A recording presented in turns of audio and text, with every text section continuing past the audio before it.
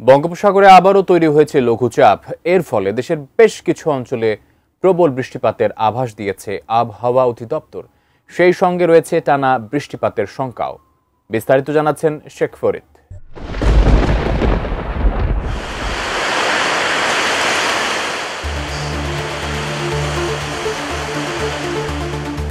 দেশের সব বিভাগের কিছু কিছু জায়গায় অস্থায়ীভাবে দমকা হাওয়া সহ হালকা থেকে মাঝারি ধরনের বৃষ্টি বা বজ্রসহ বৃষ্টি হতে পারে।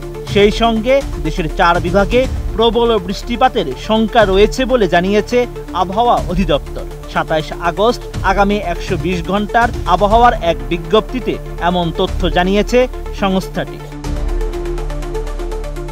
বিজ্ঞপ্তিতে বলা হয়েছে 27 আগস্ট বুধবার রংপুর, ময়মনসিংহ, চট্টগ্রাম ও সিলেট বিভাগের অনেক জায়গায় এবং রাজশাহী, ঢাকা, খুলনা ও বরিশাল বিভাগের কিছু কিছু জায়গায় অস্থায়ীভাবে দমকা হাওয়া সহ হালকা থেকে মাঝারি ধরনের বৃষ্টি বা বজ্রসহ বৃষ্টি হতে পারে। সেই সঙ্গে রংপুর, ময়মনসিংহ, চট্টগ্রাম ও সিলেট বিভাগের কোথাও কোথাও মাঝারি ধরনের ভারী বর্ষণ হতে পারে। আবহাওয়ার অপর এক বিজ্ঞপ্তিতে বলা হয়েছে মৌসুমী বায়ুর অক্ষের বর্ধিতাংশ রাজস্থান, উত্তরপ্রদেশ, বিহার, পশ্চিমবঙ্গ ও বাংলাদেশের দক্ষিণাঞ্চল হয়ে আসাম পর্যন্ত বিস্তৃত রয়েছে। এর একটি বর্ধিতাংশ উত্তর বঙ্গোপসাগর পর্যন্ত বিস্তৃত।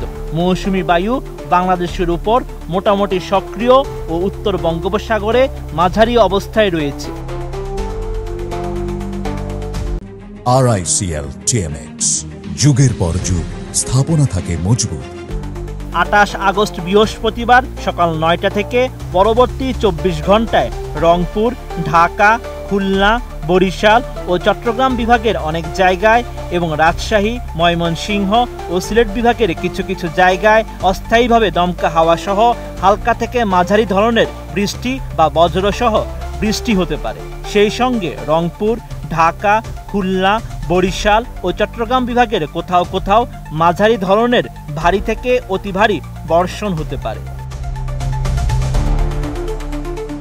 29 আগস্ট শুক্রবার রংপুর, ঢাকা, খুলনা, বরিশাল, চট্টগ্রাম ও সিলেট বিভাগের অনেক জায়গায় এবং রাজশাহী ও ময়মনসিংহ বিভাগের কিছু কিছু জায়গায় অস্থায়ীভাবে দমকা হাওয়া সহ হালকা থেকে মাঝারি ধরনের বৃষ্টি বা বজ্রসহ বৃষ্টি হতে পারে। সেই সঙ্গে রংপুর, ঢাকা, খুলনা, বরিশাল, চট্টগ্রাম ও সিলেট বিভাগের কোথাও কোথাও মাঝারি ধরনের ভারী থেকে অতি ভারী বর্ষণ হতে পারে।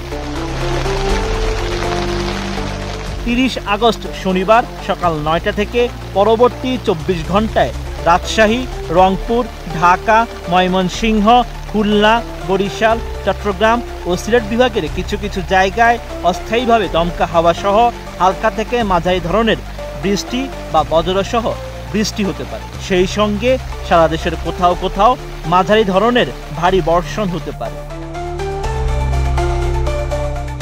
Sheikh Farid, ATN news.